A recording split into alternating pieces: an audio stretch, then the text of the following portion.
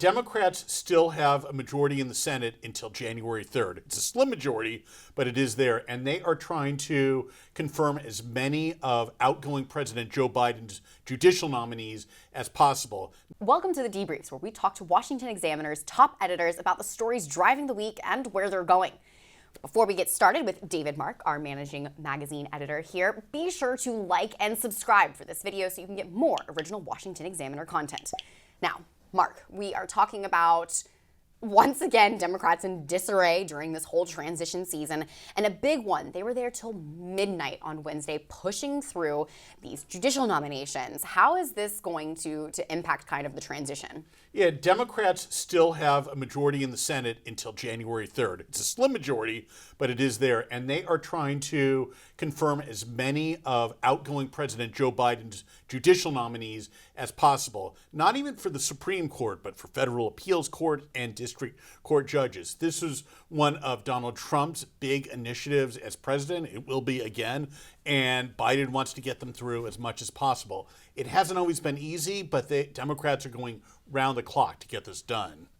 And now there has been some animosity towards both sides. You know, you had Braun, who was at the Republican Governors Conference, and then Kamala Harris, who has disappeared to Hawaii, hanging out at Obama's maybe, licking her wounds.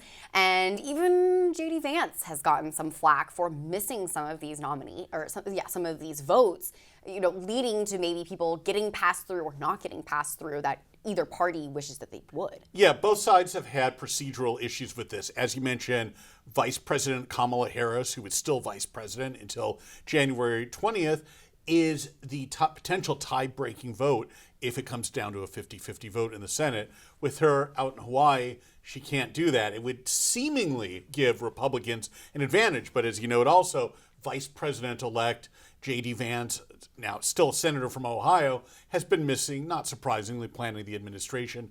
Senator Mike Braun, who's the incoming governor of Indiana, is another Republican who's been missing. He's had meetings and been with the other Republicans at this time. Marco Rubio, senator from Florida, Trump's designate to be Secretary of State, has been missing. Ted Cruz, senator from Texas, and a smattering of other senators have come in and out. So far, Democrats have had the upper hand, and it just gives them more time to confirm these judges before the clock runs out on January 3rd. Great. Well, we'll have to see how much of this gets through and what's left for Trump. I know they were talking about even one of the Supreme Court justices stepping down to give Biden that extra chance to try and nominate someone, but that doesn't seem like it's going to happen. That seems highly unlikely at this point. That's specifically Justice Sonia Sotomayor, who has been reported to be not in the best health. She is a diabetic, but she's 70 years old and she's not giving up voluntarily. None of them are. So she's not even the oldest on the bench. Oh, not even by far. Yeah. Just the oldest of the liberal-leaning Democratic appointed justices there.